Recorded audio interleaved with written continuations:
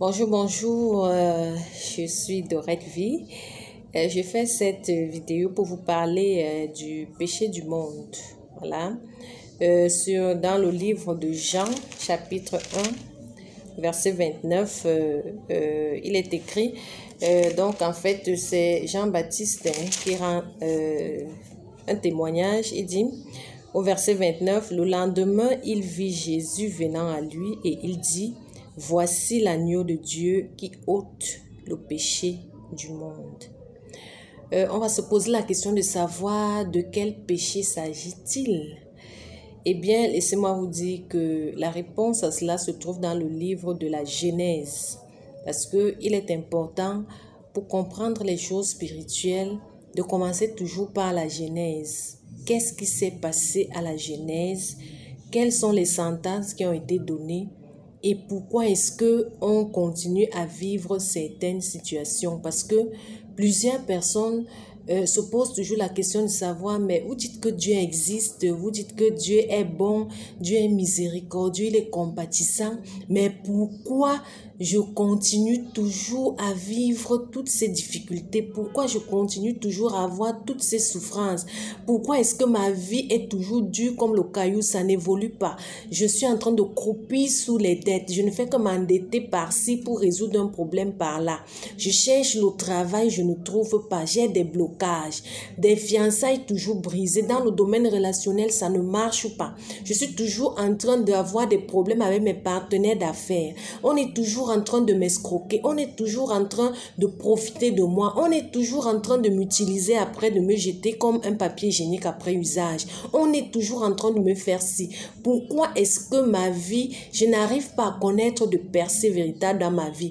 Pourquoi est-ce que je n'arrive pas à faire des choses dont je rêve? Voilà, parce que plusieurs ont toujours des rêves. Ils disent, bon, à un certain moment, à un certain niveau de ma vie, je vais devoir faire ci, je vais devoir faire ça. Pourquoi les choses ne se passent pas toujours telles que les hommes et les femmes le prédisent? Pourquoi toutes ces questions trouvent véritablement leur réponse dans le livre de la Genèse? Quand Jésus dit, quand Jean-Baptiste rend ce témoignage en disant, voici l'agneau de Dieu qui ôte le péché du monde. Quand nous allons à la Genèse, à partir du chapitre 1er, nous allons constater qu'il y a eu la création.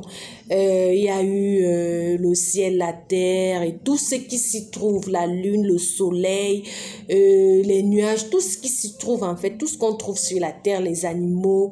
Et pour signaler déjà en ouvrant cette parenthèse que l'homme ne vient pas du singe en fait, le ciel n'est pas arrivé par un bing bang et puis et les choses sont arrivées, il y a eu une lumière et tout ce que les sages de ce monde nous font savoir. Donc, depuis le livre de la Genèse, Dieu a donc créé tout ce qui s'y trouve et il a créé l'homme. Il a dit au verset 26, je pense, vient de la Genèse chapitre 1, au verset 26, il a dit, au verset 26, il a dit, puis Dieu dit, faisons l'homme à notre image, selon notre ressemblance, et qu'il domine sur les poissons de la mer, sur les oiseaux du ciel, sur le bétail, sur toute la terre et sur tous les reptiles qui rampent sur la terre.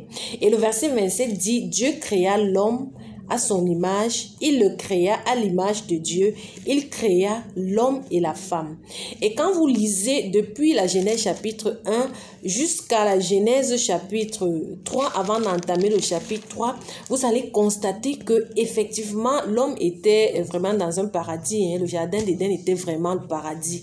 C'est-à-dire qu'il n'avait pas trop d'efforts à faire. En fait, Dieu lui avait demandé juste de cultiver, de garder le jardin. Ça veut dire que Dieu avait déjà mis toutes choses. Il fallait seulement maintenant cultiver, c'est-à-dire cultiver, entretenir et garder et faire garder de sorte que tout ce qui s'y trouvait devait continuer à prospérer et devait être bien. En fait, l'homme était dans un état très bien. Il se réjouissait. Il ne manquait en fait de rien parce que il avait toutes les richesses. Dans le jardin d'Éden, il avait toutes les richesses. tout était pour lui. Il avait l'or. L'or que les gens cherchent ici pour avoir seulement quelques grammes d'or, vraiment. Si on connaît même que tu as quelques grammes d'or, on est capable de venir te tuer chez toi, cambrioler et tout pour récupérer cela. Donc l'homme avait tout cela à sa disposition, les richesses de la terre, les animaux, il avait tout à sa disposition juste avant le chapitre 3. Le chapitre 3 où le serpent entre donc en scène. Le serpent qui est le diable, qui est Satan, selon ce que nous dit le livre de l'Apocalypse, Apocalypse chapitre 12, le verset 9, qui nous explique qu'il y avait eu une guerre au ciel. Et Michel et ses anges, on va lire ce verset biblique, Apocalypse chapitre 12, à partir du verset 7, qui dit: Et il y eut guerre dans le ciel. Michel et ses anges combattirent contre le dragon, et le dragon et ses anges combattirent. Mais ils ne furent pas plus forts, et leur place ne fut plus trouvée dans le ciel. Et il fut précipité, le grand dragon, le serpent ancien, appelé le diable et Satan, celui qui séduit toute la terre. Il fut précipité sur la terre, et ses anges furent précipités avec lui. Donc, le serpent a donc fait son entrée. Il était déjà précipité sur la terre quand il y a eu la création de l'homme. Maintenant, il a fait son entrée en scène dans le livre de la Genèse au chapitre 3. La Bible nous dit qu'il est venu dire, parce que quand Dieu a créé Adam et Ève, il a dit: vous mangerez tous les arbres du jardin. Au verset 15 du chapitre 2, l'Éternel prit l'homme et le plaça dans le jardin d'Éden pour le cultiver et le garder. L'Éternel Dieu donna cet ordre à l'homme: tu pourras manger de tous les arbres du jardin, mais tu ne mangeras pas de l'arbre de la connaissance du mal et du bien et du mal, car le jour où tu en mangeras, tu mourras. Donc, c'était cette interdiction que Dieu avait donnée à l'homme. Et quand vous lisez le chapitre 3, vous constatez que le serpent est venu dire à Ève que: est-ce que Dieu a réellement dit que vous n'allez pas manger? Et là, au verset 4, alors le serpent dit à la femme: vous ne mourrez point. Mais Dieu sait que le jour où vous en mangerez, vos yeux s'ouvriront et vous serez comme des dieux, connaissant le bien et le mal. Maintenant, le verset 6 dit que la femme vit que l'arbre était bon à manger et agréable à la vue, qu'il était précieux pour ouvrir l'intelligence. Elle prit son fruit et en mangea, et elle en donna aussi à son mari qui était auprès d'elle, et il en mangea. Et par la suite, il y a eu beaucoup de choses. Leurs yeux se sont ouverts, ils ont constaté qu'ils sont nus, et ainsi de suite. Et Dieu est venu poser des questions. Et Dieu a demandé: est-ce que vous avez mangé le fruit? Ils ont dit: oui, on a mangé le fruit. Après avoir donc mangé ce fruit, il y a donc eu des sentences. Pour la femme, je mettrai inimitié entre toi et la femme, ta prospérité et sa prospérité. Elle t'écrasera la tête et tu lui blesseras le talon.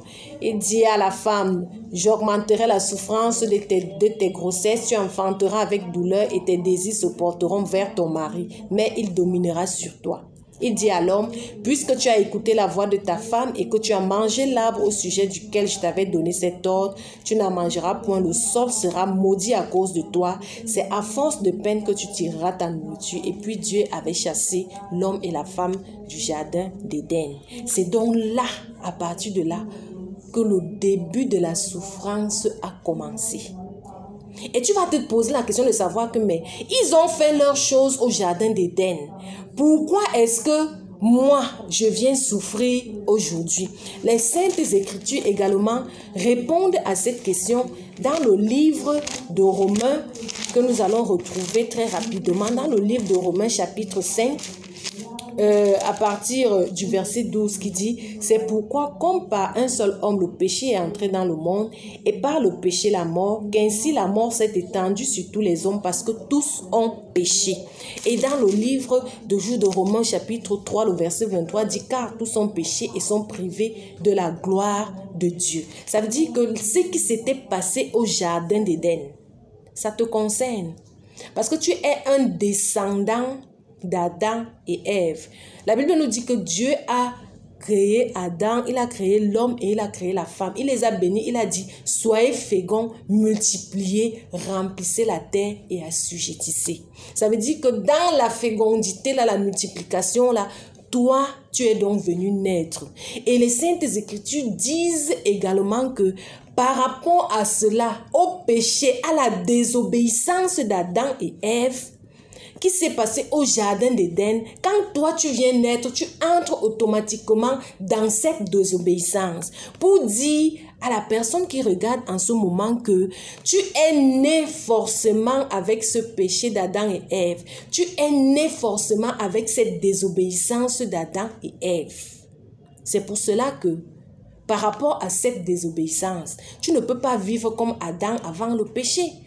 Tu vis donc dans l'enfantement avec douleur. C'est-à-dire que quand il faut que tu enfantes, quand il faut que tu accouches, c'est avec la douleur. Quand tu vas aller accoucher à l'hôpital, mettre au monde un enfant, c'est avec douleur. Et si on peut étendre la chose sur enfantement, quand il faut que tu enfantes une entreprise, c'est avec douleur. Quand il faut que tu enfantes quelque chose, quand il faut que tu puisses véritablement avoir une possession, peut-être acheter une parcelle, ce n'est pas facile. Acheter une voiture, faire ci, faire ça, ce n'est pas facile. C'est avec douleur et que tu vas manger à la sueur de ton front. Donc pour manger du pain, il faut que tu travailles. C'est pour ça que toutes ces souffrances, tu continues à les vivre parce que il y a une malédiction, une sentence qui avait été donnée par Dieu depuis le jardin d'Éden. Et cette malédiction s'étend sur tous les hommes. Parce que tous ont péché et ils sont privés de la gloire de Dieu. Donc il n'est plus question de connaître donc la gloire de Dieu quand on est dans la situation du péché originel, du péché adamique, du péché d'Adam et Ève. C'est donc cela. C'est pour cela que tu continues à vivre des situations. Mais gloire soit donc rendue à Dieu, qui dit, toujours dans le livre de Romains, que dans le livre de Romains, le chapitre 5, le verset 19 dit « Car par la désobéissance d'un seul homme, beaucoup ont été rendus pécheurs. De même, par l'obéissance d'un seul, beaucoup seront rendus justes. » Et qui est donc obéissant? La Bible nous parle de Jésus-Christ de Nazareth. La Bible explique qu'il a été obéissant jusqu'à la mort. C'est pour cela que Jean peut rendre témoignage en disant que voici l'agneau, c'est-à-dire en voyant Jésus venir, il dit voici l'agneau de Dieu qui ôte le péché du monde, donc qui ôte la désobéissance du monde, qui ôte la désobéissance de ta vie parce que tu es né avec le péché originel. C'est Jésus-Christ qui a donc la capacité d'ôter le péché originel là de ta vie. C'est le travail qu'il est venu accomplir sur la terre. Quand il est mort sur la croix, il a dit tout est accompli. C'est ce travail qu'il est venu faire sur la terre. Il est venu faire ce travail pour toi, il est venu faire ce travail pour moi. Son sang a coulé pour toi, son sang a coulé pour moi. Pour me laver de ce péché originel, pour te laver de ce péché originel. Et il faut signaler que déjà avec ce péché originel, tu ne pouvais pas avoir accès, tu ne pouvais pas aller dans le repos éternel, tu ne pouvais pas aller au ciel, pour mieux nous faire comprendre. Quand tu meurs dans l'état du péché originel, tu ne peux pas aller au ciel, tu ne peux pas voir Dieu, parce que Jésus a dit dans le livre de Jean chapitre 14, je crois le verset 6, il dit que personne, il est le chemin, il a la vérité, il est la vie et personne ne vient au Père que par lui. Donc il fallait un sacrifice pour que les hommes et les femmes puissent désormais avoir accès au ciel, qu'ils puissent véritablement entrer dans le repos éternel quand ils vont quitter la terre. Parce que nous sommes étrangers et voyageurs sur la terre, la vie ne s'arrête pas sur la terre, il n'y a pas de réincarnation, il n'y a pas de toutes ces choses-là. Donc quand tu quittes la terre, quand tu meurs, maintenant, tu prends le chemin que tu avais choisi. Si tu es resté dans la catégorie de péché originel, de mourir avec ton péché originel, avec le péché du monde, tu vas forcément aller en enfer. Mais si tu prends la décision d'accepter Jésus-Christ comme Seigneur et Sauveur personnel dans ta vie, et que parce que tu l'acceptes par la même occasion, ce péché originel, ce péché du monde est ôté de ta vie. Quand tu vas mourir, tu vas quitter la terre, tu vas partir donc au ciel. Donc c'est un abus quand vous entendez les gens dire, dès que quelqu'un meurt, il n'était même pas né de nouveau, il n'avait même pas accepté Jésus-Christ comme Seigneur et Sauveur personnel, vous entendez seulement dire, oh non, il est au ciel, papa est au ciel, maman est au ciel, tantine est au ciel, l'enfant qui est mort est au ciel, ainsi de suite, tout le monde est au ciel. Non, ça ne se passe pas comme ça. Les choses se passent par l'acceptation de Jésus-Christ qui est venu ôter ce péché et te donner accès. C'est pour ça que dans le livre de Jean chapitre 3, le verset 16, il est écrit: car Dieu a tant aimé le monde qu'il a donné son Fils unique afin que quiconque croit ne périsse point mais qu'il ait la vie éternelle. Donc c'est un problème de croire. C'est là où se situe donc le problème. Tout le monde est né avec le péché originel. Tout le monde est né avec le péché adamique. Tout le monde est né désobéissant. La désobéissance du jardin d'Éden t'a prédisposé, t'a dit que tu nais avec cela. Maintenant, c'est à toi de croire, de changer de statut. Parce que quand tu es dans cette désobéissance, tu es forcément un fils du diable. Quand vous parcourez les Saintes Écritures, vous comprenez cela à suffisance. Donc c'est à toi personnellement de changer de statut, de décider que j'accepte Jésus-Christ comme Seigneur et Sauveur personnel pour ne plus être fils du diable mais maintenant devenir enfant de Dieu selon qu'il est écrit dans le livre de Jean chapitre 1 à partir du verset 12. Mais à tous ceux qui l'ont reçu, à tous ceux qui croient en son nom, elle a donné le pouvoir de devenir enfants de Dieu, lesquels sont nés non de la chair, ni de la volonté de la chair, ni de la volonté de l'homme, mais de Dieu. C'est donc de ça qu'il est question. Que tu puisses comprendre qu'il y a le péché du monde, qui est le péché adamique. Tu es né avec ça. Quand tu es sorti du ventre de ta mère, tu es sorti avec le péché adamique. Et il faille donc que toi-même, tu acceptes Jésus-Christ comme Seigneur et Sauveur personnel dans ta vie pour pouvoir véritablement aller au ciel quand tu vas quitter la terre. Sinon, ce sera l'enfer parce que c'est ça. Il y a le lieu de tourment et il y a le lieu du repos éternel. Donc, c'était pour attirer ton attention. Toi qui te poses la question de savoir pourquoi il y a trop de souffrance. Quand tu es toujours sous la condamnation du péché adamique, tu vas continuer à vivre des souffrances, non seulement sur la terre, mais également dans le siècle à venir, si tu meurs dans cet état.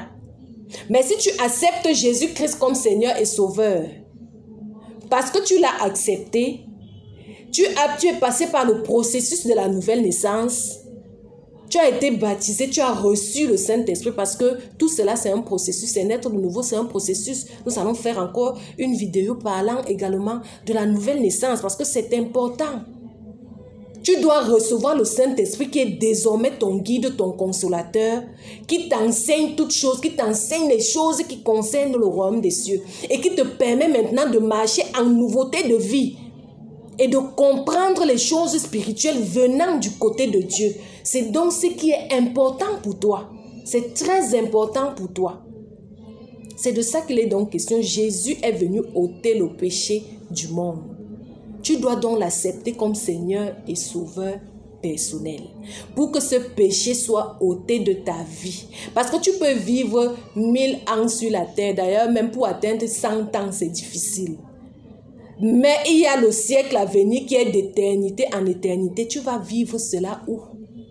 Si tu meurs dans l'état de péché originel, avec ce péché, cette désobéissance à Dieu dans ton corps, parce que tu n'as pas accepté que le sang de Jésus-Christ puisse te laver, tu passeras ton éternité dans les tourments. Mais si tu acceptes que le sang de Jésus-Christ te lave et te purifie, tu passeras ton éternité au ciel, dans la félicité céleste, là où il n'y a pas de pleurs et de grincements de dents, là où tu ne connais plus les problèmes de loyer, là où tu ne connais plus le problème d'aller épouser et doter une femme à hauteur des millions, là où tu ne connais plus le problème de dire que je vais construire, je vais bâtir telle maison et bâtir telle maison, il me faut telle voiture, il me faut. Sachant et déjà aussi, les hommes et les femmes doivent comprendre que tout ça, tu bâtis, étant sur la terre, tu bâtis ta maison au ciel. Par rapport à quoi? En commençant par l'acceptation de Jésus-Christ comme Seigneur et Sauveur personnel dans ta vie. C'est ça que je voulais vous dire aujourd'hui. T'interpeller, te faire comprendre que tu n'es pas saint quand tu sors du ventre de ta mère. Tu n'es pas, tu as le péché originel et tu as le devoir d'accepter Jésus-Christ comme Seigneur et Sauveur personnel dans ta vie. Après avoir entendu le discours, parce qu'il y a également un processus. Nous allons parler de cela dans une autre vidéo. Il y a des choses à faire très importantes pour ta vie parce que la vie sur la terre, je vous dis, même si tu fais 100 ans, 200 ans, après il y a l'éternité des siècles et des siècles. Il faut donc bien préparer son éternité pour ne pas aller finir dans les cris et les tourments en enfer. Que le Seigneur vous bénisse. Nous allons nous retrouver dans une prochaine vidéo.